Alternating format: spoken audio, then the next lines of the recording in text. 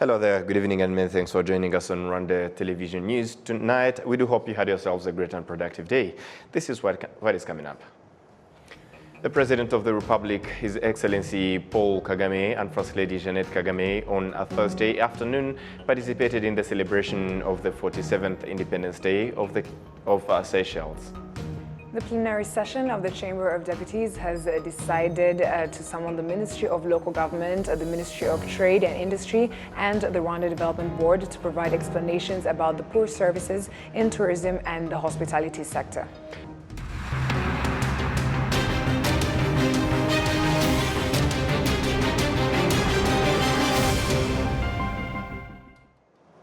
A very great evening to you and welcome to Rwanda Television News. My name is Sam Kalisa. And I'm Martina Rera. How are you doing, Martina? I'm very good. Long time? Long time. It's been a while. Where have you been? I've been around. Okay, so let us start off our bulletin by letting you know that the President of the Republic, His Excellency Paul Kagame, and First Lady Jeannette Kagame on this Thursday afternoon participated in the celebration of the 47th Independence Day of the country of Seychelles. President Kagame and Madame Jeannette were the guests of honor at the event, which was marked by the military parade. Before this event, His Excellency President Paul Kagame visited the garden located in the capital city of Victoria and planted a coco de mer tree. The botanical garden is a garden with 280 species of plants, which is one of the most visited touristic places in the country of Seychelles. On Wednesday, the President of the Republic, His Excellency Paul Kagame, together with First Lady Jeannette Kagame, arrived in Seychelles and was welcomed by his colleague Wavell Ramkalawan and had a tete-a-tete discussion. The leaders of the two countries also presided over the signing of the cooperation agreement between Rwanda and Seychelles in sectors of health, military and security, law enforcement, agriculture, tourism, and matters related to getting a visa. President Paul Kagame is visiting Seychelles for the second time. President Ramkalawan was also in Rwanda in June 2020 for the Commonwealth Heads of Government meeting. Moving ahead to other matters, it circulated today. UK Prime Minister Rishi Sunak said he fundamentally disagrees with the ruling of the Court of Appeal, which among others stated that Rwanda is not a safe destination for asylum seekers as well as refugees. So Prime Minister Sunak, who revealed plans for his government to appeal the ruling at the Supreme Court, also said he will do whatever necessary to have the partnership happen. In a statement released on Wednesday, the UK Prime Minister said, "I strongly believe the Rwandan government has provided the assurances necessary to ensure there is no real risk that asylum seekers relocated to Rwanda on policy would be wrongly returned to third countries, something that the Lord Chief Justice agrees with," end of quote. Following the ruling, the government of Rwanda has expressed disappointment on the court ruling in regards to the UK-Rwanda Migration and Economic Development Partnership, which was reached in April 2021. The government made a statement today in regards to the decision of the London Court of Appeal, which ruled that UK government's plan to relocate asylum seekers to Rwanda was unlawful, alleging that Rwanda is not a safe country for the migrants. A comment from the Office of the Government spokesperson partly read, "While it is ultimately a decision of the UK's judicial system, we do not take issue with the ruling that Rwanda is not a safe country for asylum seekers and refugees." The government spokesperson presented a number of facts that it is not on the record that Rwanda is one of the safest countries and places for migrants as well as refugees. Rwanda is one of the safest countries in the world, and we have been recognized by the United Nations Commission for High Refugees and other international institutions for our exemplary treatment. The statement went ahead to read, commenting, of course, on the ruling by the UK court. Over to you, Martina. Now, the plenary session of the Chamber of Deputies has decided to summon the Ministry of Local Government, the Ministry of Trade and Industry, and the Rwanda Development Board to provide explanations about the poor services in tourism and hospitality sector, and also to shed some light on the less contribution of low and medium-sized industries. We have more by Shinateta. The decision was recently presented to the Chamber of Deputies during the plenary session following the recent different visits to different parts of the country conducted by deputies, examining the service provision regarding tourism and its importance, as well as the progress of low and medium-scale industries. Deputies expressed some of the issues observed in different sectors they visited. They expressed the delay of customs procedures given that imported goods delay at the customs offices of Majerwa for a week, yet they are supposed to take 24 hours. Failure to draft an action plan for tourism activities and industrial areas, inadequate infrastructure, problems related to access to basic materials for small and medium enterprises, poor services in the field of tourism, and other various problems have been presented to the Chamber of Deputies. Ida Mukawagwiza says, based on the observed issues, the Assembly has decided to call upon the concerned authorities to give a verbal explanation.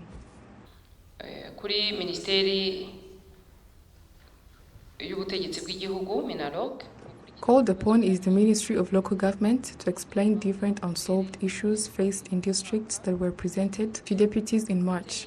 The Ministry of Trade and Industry to explain verbally about issues observed regarding the poor service provision in the tourism and hospitality sector. Another decision is to call upon the CEO of Rwanda Development Board to shed more light on the issues addressed during the deputies' visits.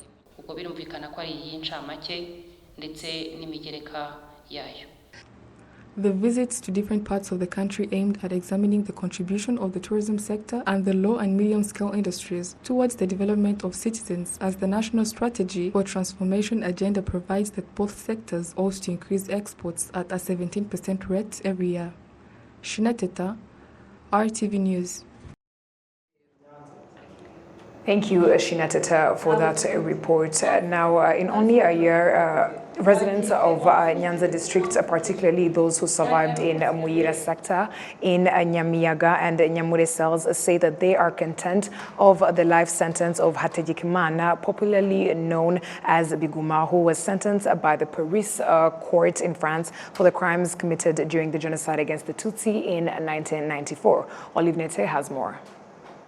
In the Muyira sector, Nyamure cell, a place that has been mentioned a lot in the testimonies of the survivors, where they say that they saw Philippe Hategekimana, popularly known as Biguma, as the person who started the killings during the genocide against the Tutsi. I survived in this place, and I lost both my parents and all my 10 siblings. Hategekimana Philippe was the one who brought a group of gendarmes and gave them a sign, because he was the person who fired the first bullets here at Nyamure. Based on the atrocities done by Biguma, survivors of the genocide perpetrated against the Tutsi in Muyira sector say they are content with the life sentence that the Paris court gave to him. Because of the atrocities done by him on this mountain and how he killed people who sought refuge on this mountain, we are content of the fact that the French government served justice.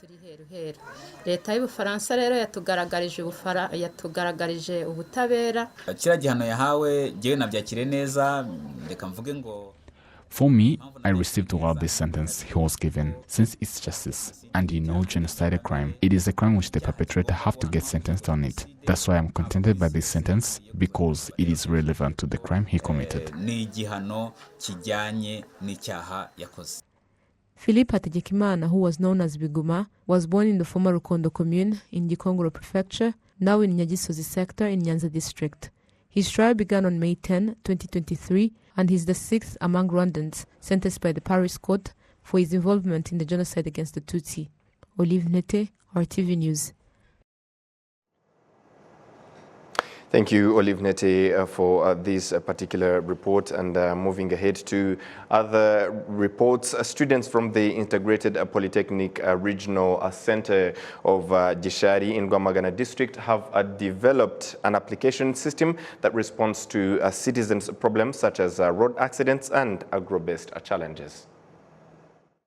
Samuel Mugisha, a student from IPRC Gishari, developed an application software that helps in irrigation and manure application in greenhouse with the use of a mobile telephone. He says this can increase agriculture yields and is less time consuming. How they work, there are devices we introduced in land for determining the water quantity and also the manure needed. The data is automatically sent to your phone and you begin with filling in the requirements. We are planning on how all this can be done automatically without us involving.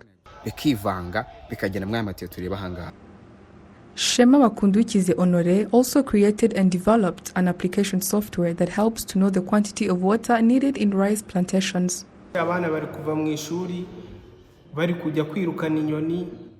Children are always being sent to prevent birds in the rice farms. This app can sense a bird in 20 meters. When a bird is detected, the device commences the controller, which blares to the loud sound. Another thing, it senses the water quantity. On the other hand, Gaston Zaikorera created and developed an application software that prevents road accidents in case a car faces brakes failure and other road accident-related issues.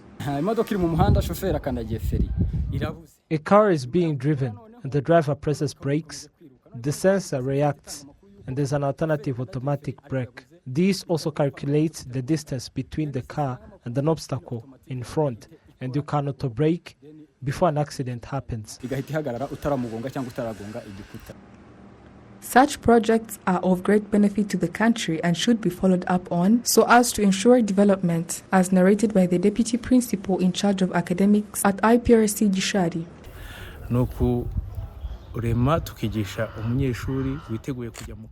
We educate students who are ready to join the labor market to solve issues hindering the country in general. Here the country is relying on us. The Ministry of Education established vocational and training schools to facilitate students even after completion of their studies, for them to keep on developing themselves and create jobs. Shinateta, RTV News. Now, in only a year, courts in Rwanda received more than 100,000 cases, and some of them are considered as pending. This is an issue discussed with various institutions in a consultative meeting organized by the Senate on finding solutions on how to solve cases without consulting the courts. Prince Manzi with more. 2021, mediators committees received 30,503 cases, and 25,157 of them were solved. 20,119 cases solved at the cell level, and 5,038 cases were solved on the sector level. The Ministry of Justice demonstrates that more than 106,729 cases between 2019 and 2021 would have taken to courts if it were not for the mediators committees. These statistics affirm the efforts allocated by the government to draw justice closer to citizens. Since June 2022 until May 2023, 100,000 cases were received by courts. The received by primary courts are on a 64% rate. These numbers were driven majorly by crimes like robbery and assault, as explained by the Minister of Justice and the Attorney General of the Government of Rwanda, Dr. Emmanuel Rugirashebuja.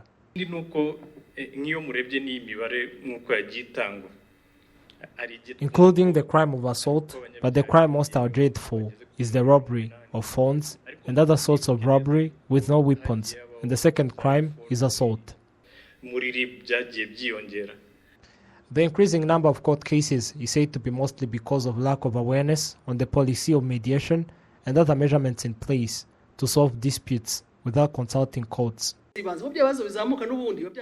We also find the cases were presented to court, but there are still issues, and you find citizens are from courts and they proceed by giving the cases to other institutions. This is mostly because the local administrations do not solve issues earlier. If these small cases of land etc. were solved at the local administrations, it would be better. We have to provide better services at these levels to prevent the increase of cases taken to courts.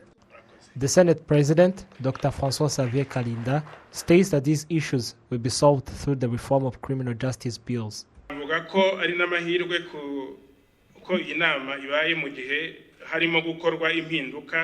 It is also a great opportunity to have this meeting in the ongoing amendment of various laws concerning courts and ruling of courts, the Bill of Law amending criminal justice, the Bill of Law amending the trade laws, work, executive and evidences. We have to find ways to end disputes without consulting courts, and these Bill of Laws were handed to the deputies in the parliament. For various disputes like on land, trade loans, etc., are to be solved on the mediators level, and judges are to be given authority to direct parties to this level.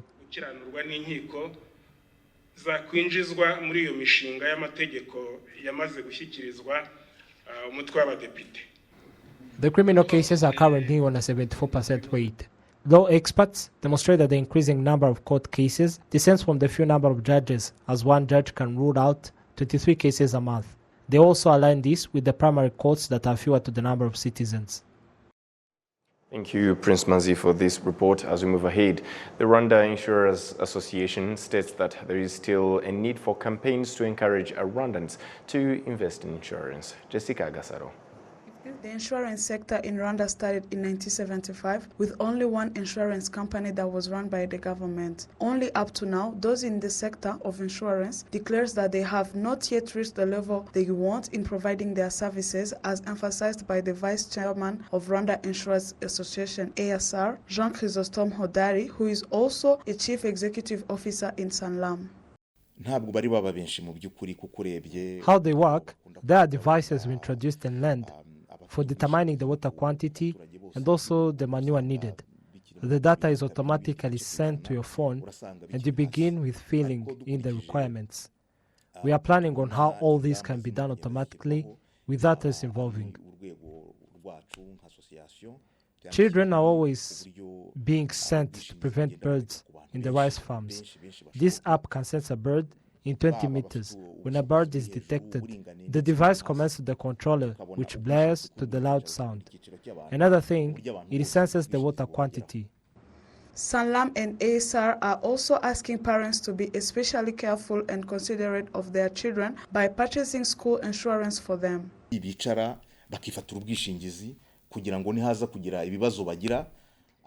A car is being driven and the driver presses brakes, the sensor reacts, and there's an alternative automatic brake. This also calculates the distance between the car and an obstacle in front, and you can auto-brake before an accident happens.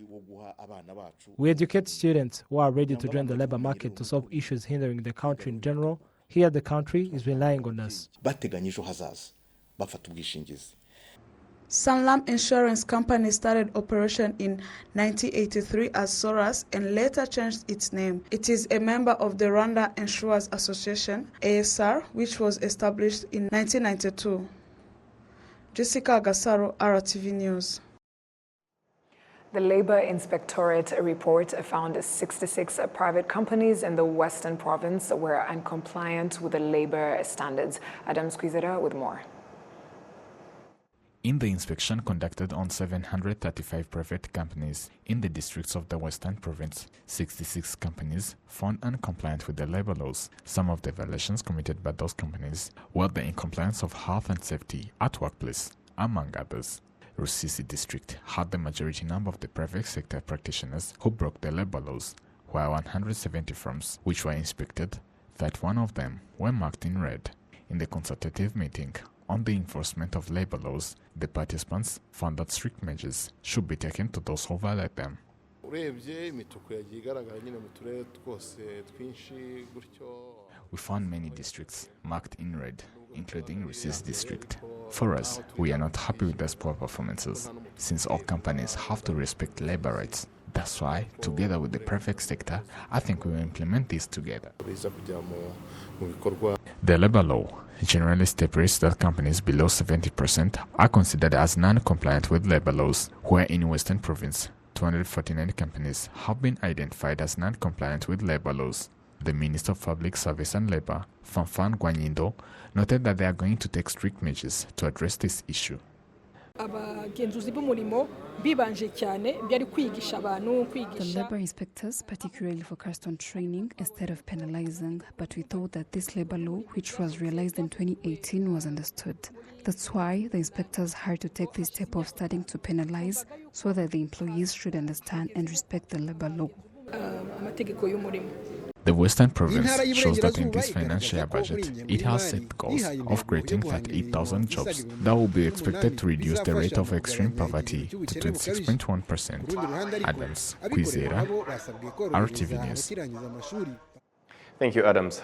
Delegates from 11 African countries are gathered in Kigali, Rwanda, in a 3-day technical workshop to strengthen the capacity of Rwandan stakeholders in climate action transparency, as well as new strategies for delivering on the report regarding the implementation of the Paris Agreement of 2015. The agreement aims at reducing the air pollution to level 2 degree to 2 degrees Celsius by the year 2025. You know that in international relations among countries, there are some issues that we call this, for instance, Paris Agreement is binding for all parties. And then we are on international relations, so we cannot take one country and bring the country to the police and try to here we are convinced, we are convincing people. If we agree that we need to fight, here we need to look at what is the target. For instance, here in Rwanda, 1 month ago we get some hit on the fact related to climate change. And it's important that all people are aware about that, and all people and all countries agree to move and to change things. It's not related. The issue is related to negotiations. We need to convince parties, and parties already agreed to be transparent on what they are doing. We cannot go back and to start, okay, these parties don't agree on we all decided. No, we are already all part of the Paris Agreement, and all countries agree to be transparent on climate change actions.